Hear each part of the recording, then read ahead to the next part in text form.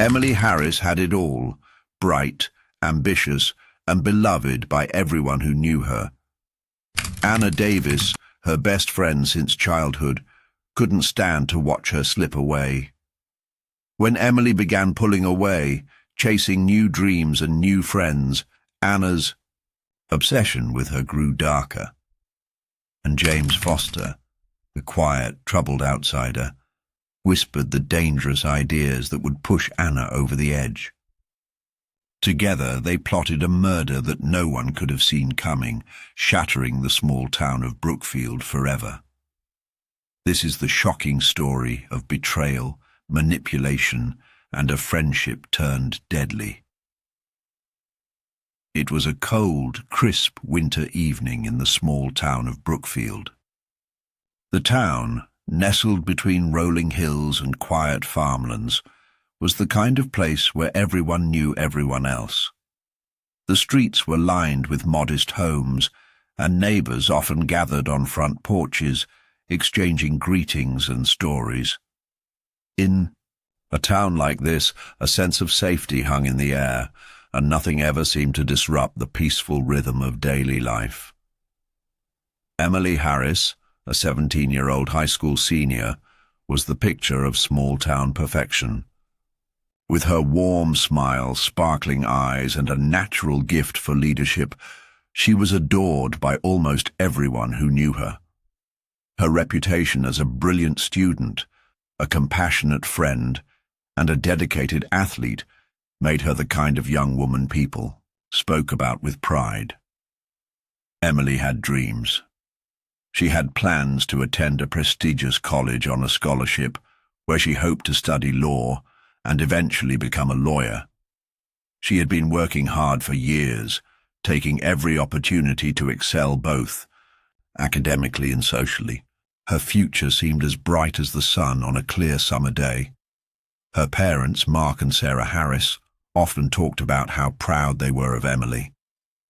They had given her everything they could: love, support, and a stable home, believing that their daughter would go on to achieve great things. They were a typical American family, their life centered around school events, family dinners, and weekend outings. Emily was their world. They had no idea that their perfect life would soon unravel in the most unimaginable way.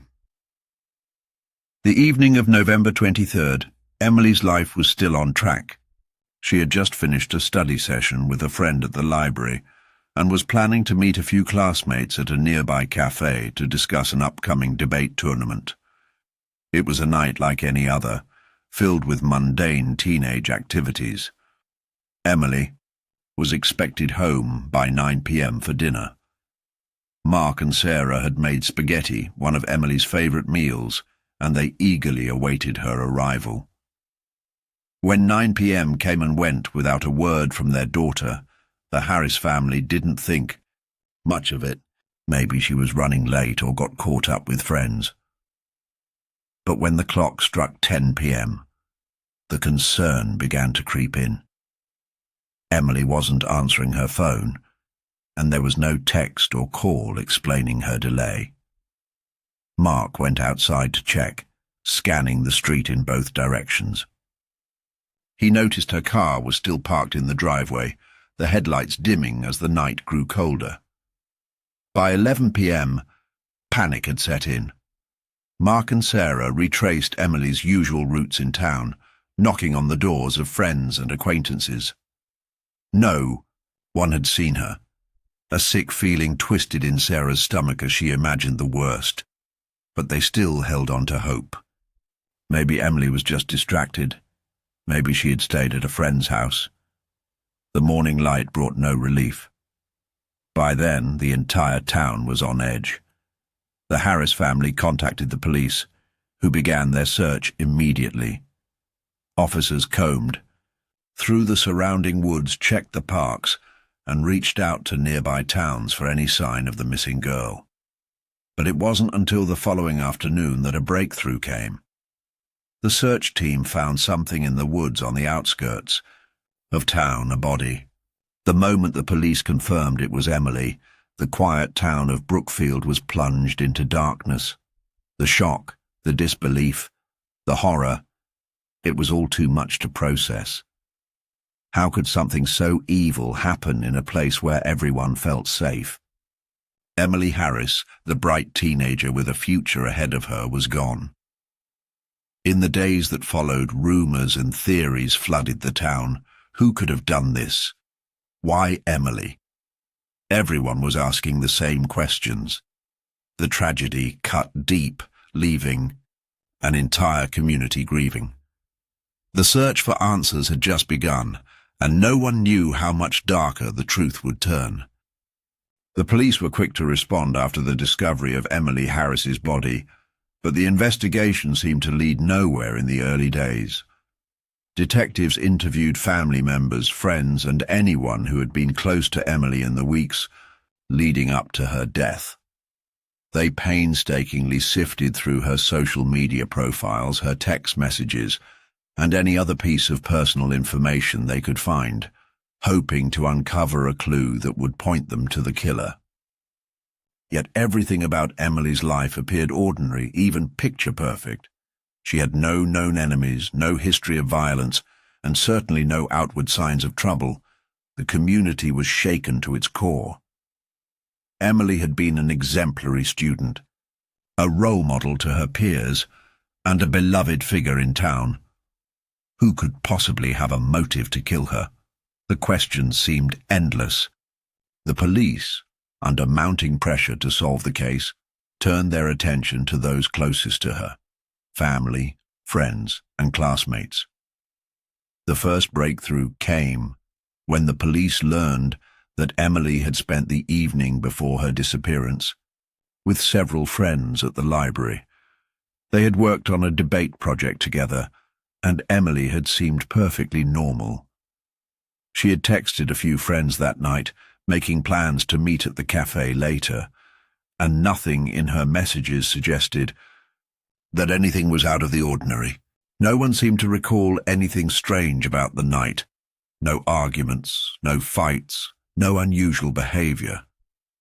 Everyone remembered her as the same friendly, ambitious teenager she had always been. Yet the one person who stood out during the early stages of the investigation was Anna, Emily's best friend since childhood. The two had been inseparable through elementary school and high school, always seen together at school events, sports games, and social gatherings. But Anna's behavior during the questioning made investigators uneasy. She was visibly nervous, constantly shifting in her seat, and seemed to avoid making eye contact with the detectives. When asked where she had been the night Emily disappeared, Anna claimed she had been at home, studying for an upcoming exam. She insisted that she hadn't seen or heard from Emily that evening. The detectives weren't sure whether Anna was hiding something or simply overwhelmed by the loss of her best friend. Still, they decided to look deeper into her background. What they found raised more questions. Anna had been in a complicated emotional state in recent months. She had been acting withdrawn, avoiding some of their mutual friends, and had even been overheard talking about how Emily was pulling away from her. Several classmates recalled how Anna had become visibly upset when Emily started spending more time with others, especially a new group of friends she had met through the debate team. It seemed like Emily's growing independence had hurt Anna deeply. But would that lead her to murder? One piece of evidence gave the police pause. Anna had been texting Emily on the night she went missing, but the messages didn't seem like typical conversations between two best friends. Instead, they were short, intense, and even accusatory. Anna repeatedly asked Emily why she had been avoiding her lately, accusing her of choosing others over their friendship. At one point, Anna sent a message that read, "You don't understand how much this hurts. You'll regret this." The police couldn't ignore the tension between the two friends, especially given how much Anna had seemed to take the rejection to heart. Still, there was no direct evidence linking her to Emily's murder. As the investigation continued, detectives turned to the next logical step, searching for any physical evidence that might have been left at the crime scene. They combed through the woods, the area where Emily's body had been found, hoping to uncover something that would lead them to the killer. Yet, it appeared as though whoever had committed the crime had been careful, leaving little trace behind. Days turned into weeks, and the town's sense of security continued to crumble. As rumors swirled, the police intensified their efforts, but the case remained frustratingly stagnant. It seemed like everyone in Brookfield was holding their breath, waiting for a break in the case. Would the truth ever come to light? Or would Emily's brutal death remain an unsolved mystery? The town couldn't stop thinking about it, and neither could the detectives. As more interviews were conducted and new leads were followed, one thing became clear. Someone knew more than they were letting on.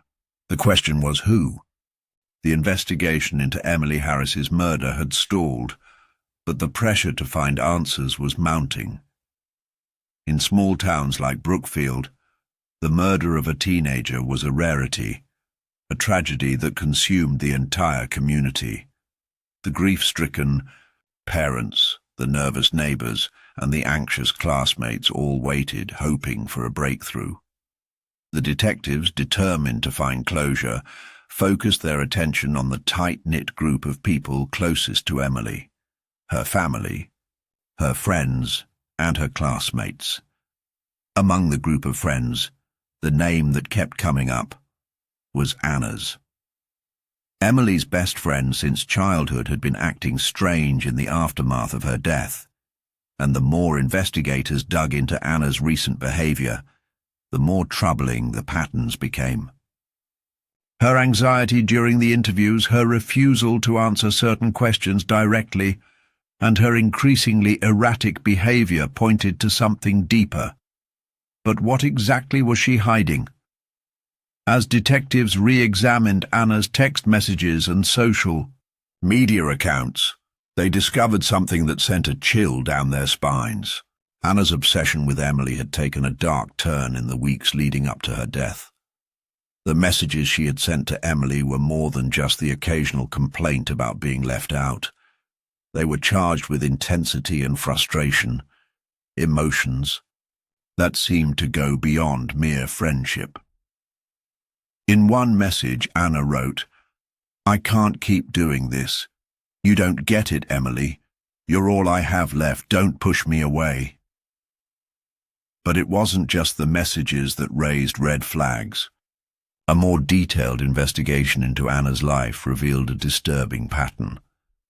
In the months before Emily's murder, Anna had become increasingly withdrawn and obsessed with her friend's social life. She had been texting Emily multiple times a day, demanding answers about why Emily was distancing herself. Anna's feelings of abandonment had clearly reached a breaking point, and Emily, trying to maintain her independence and balance her social circles, had gradually begun to distance herself from Anna, leaving her friend feeling isolated and rejected. When the detectives finally confronted Anna with the evidence of her obsessive behavior, her response was telling. She admitted to being upset over Emily's growing distance, but denied having anything to do with her murder. "I loved Emily," Anna insisted through her tears. "She was my best friend. I could never hurt her." But the police weren't convinced. The more they questioned Anna, the more inconsistencies they found in her story. She claimed she had been at home studying the night of Emily's disappearance, but there was no solid alibi. Her phone records showed that she had been in constant communication with Emily up until the moment Emily went missing. In fact, one of the last things Emily had said to Anna in a text was, "I'll meet you tomorrow. We need to talk." The text was innocuous enough, but the timing and context were now deeply suspicious. Had Anna lured Emily into the woods that night under false pretenses, promising to talk about their friendship and make amends? Investigators began to suspect that Anna's obsession with Emily had driven her to a breaking point. In a town where everyone knew everyone, where close friendships were considered the heart of the community, the idea that one young woman could harbor such intense feelings of jealousy and resentment was hard to swallow. But as the evidence began to pile up, the detectives started to form a clearer picture. Emily had been trying to move on with her life, to grow and change as teenagers do. But Anna, unable to accept this shift, had been driven to desperate measures. Then came the discovery that turned the investigation in an entirely new direction. A search of Anna's room revealed a hidden journal, one that had never been seen by anyone before. The entries were chilling, pages filled with obsessive thoughts, romanticized fantasies, and, most disturbing of all, violent outbursts directed at Emily. Anna had written about her fears of losing Emily to other friends, her feelings of betrayal, and her growing anger. One entry stood out more than the rest. "I can't let her go. If she won't love me the way I need, I'll make her understand." At first, it was unclear what Anna meant by this cryptic statement, but the detectives began to piece together a theory. Anna's intense emotional turmoil had manifested into something far darker, something that might have led her to commit the unimaginable. She had become so fixated on Emily that when her friend began to push her away, Anna felt like she had no choice but to act. The theory that Anna was involved in Emily's murder began to take shape.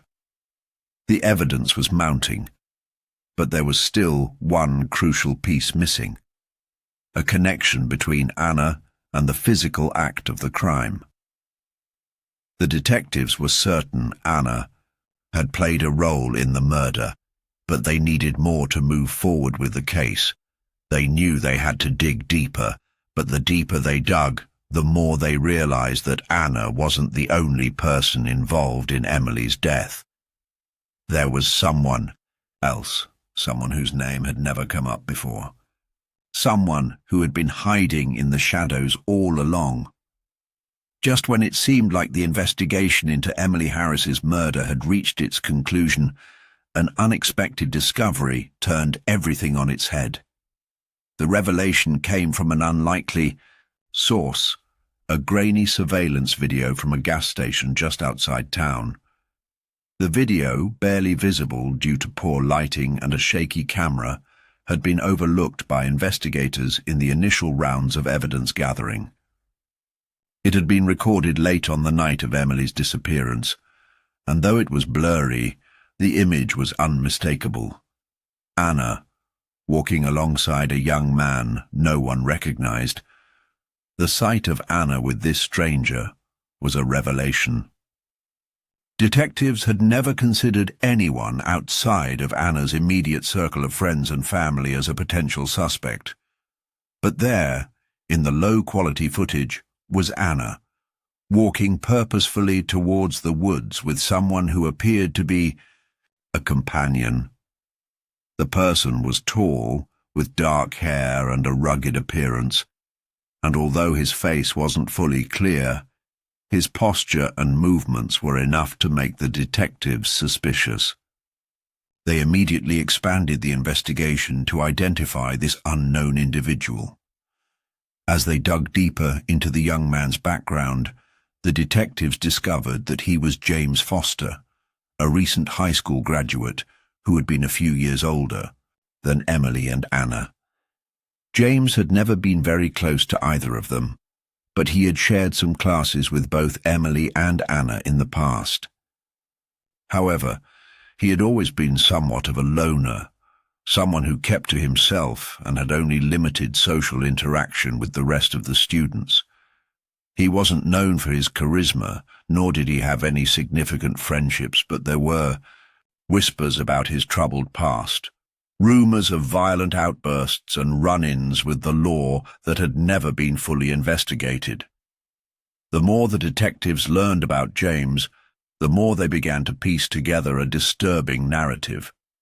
It turned out that James had been involved with Anna for several months before the murder, though their relationship had been kept secret. James, it seemed, had been more than just a casual acquaintance. He had become an integral part of Anna's emotional world. According to several sources, Anna had confided in friends about her growing bond with James, though she had always downplayed the nature of their relationship. As the detectives followed the trail, they found that James had been aware of Anna's obsession with Emily and had, in fact, fueled it.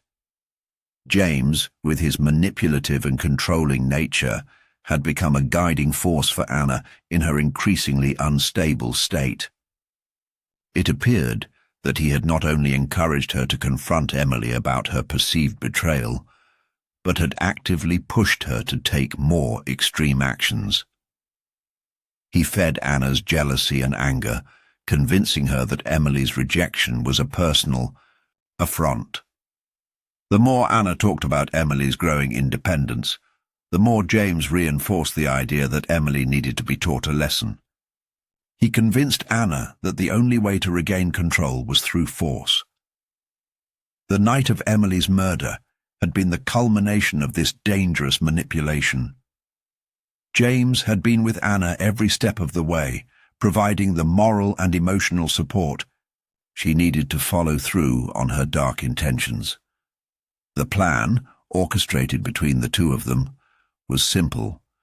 Lure Emily into the woods under the pretense of talking things over, then confront her and make her understand the depth of Anna's pain. The confrontation quickly escalated, and in the heat of the moment, Emily had fought back with every ounce of strength she had. But Anna, driven by a twisted sense of betrayal and an overwhelming need for control, was pushed further into violence.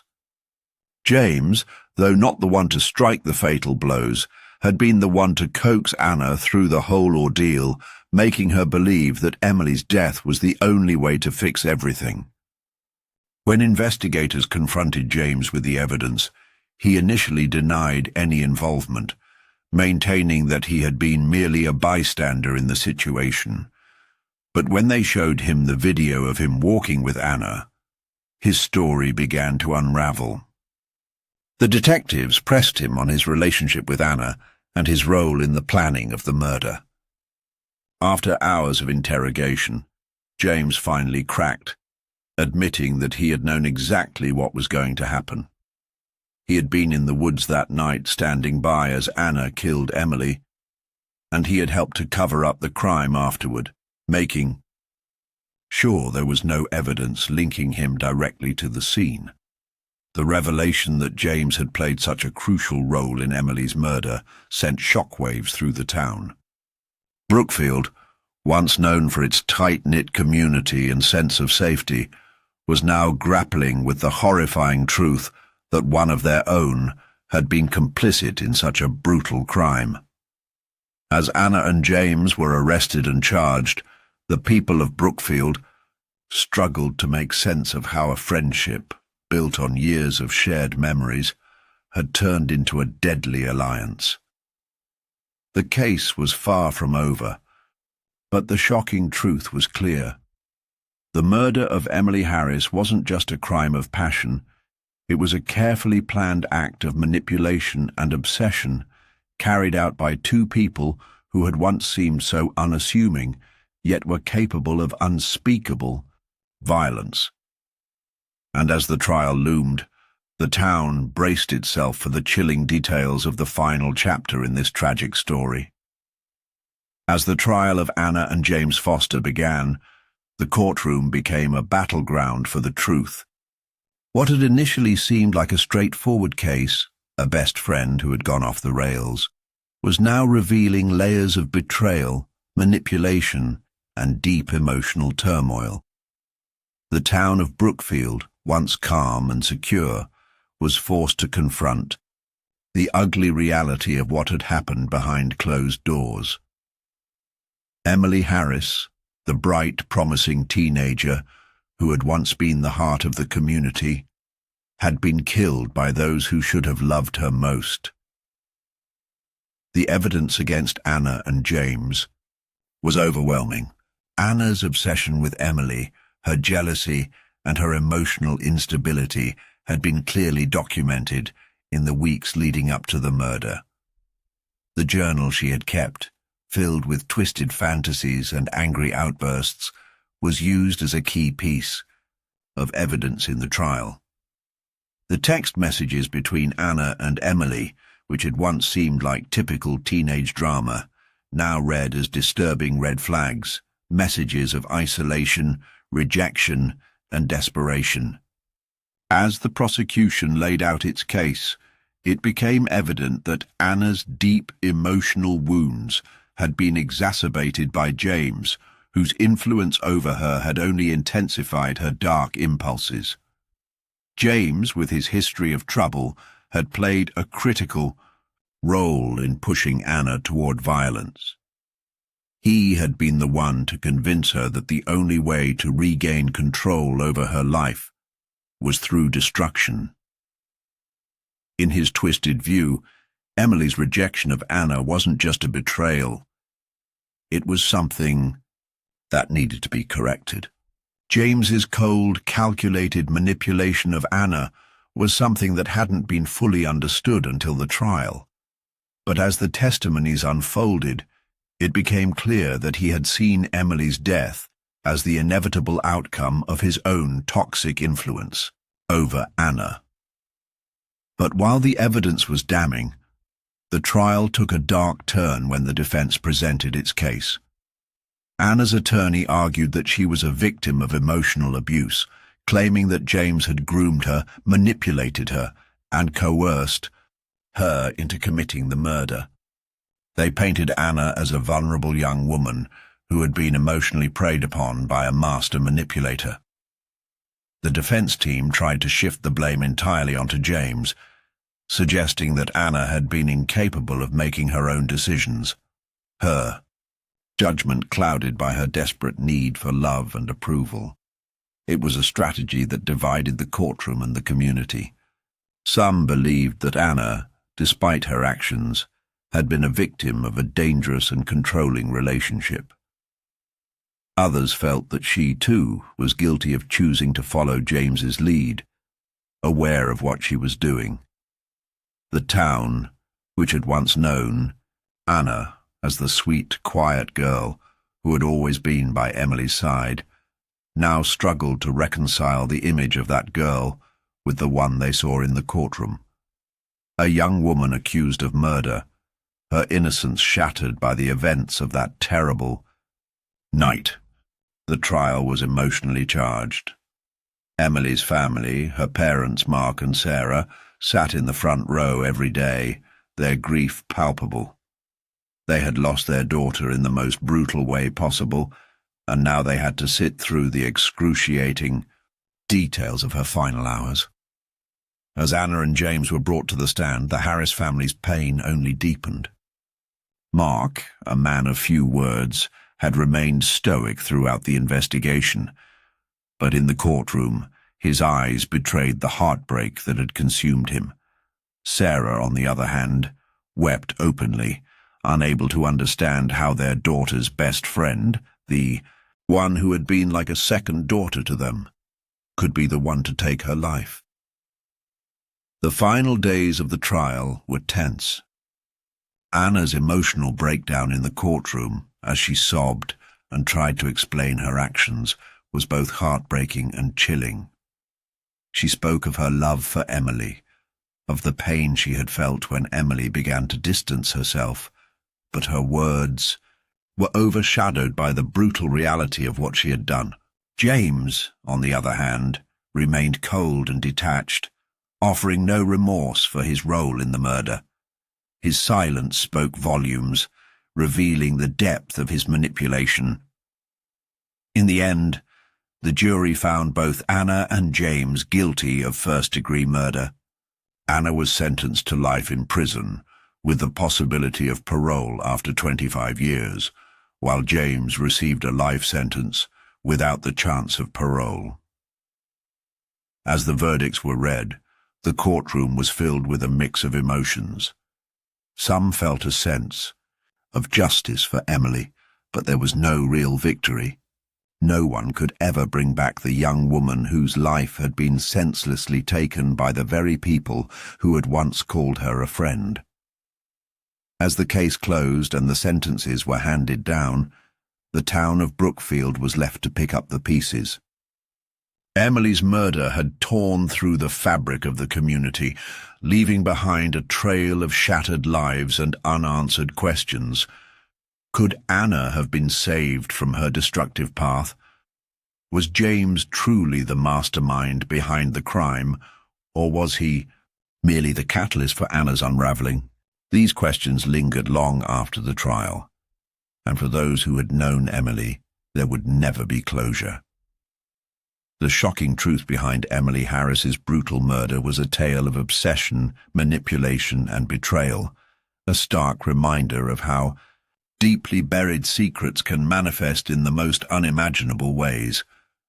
It was a tragedy that left an indelible mark on everyone who had known her, and a tragedy that would haunt Brookfield for years to come.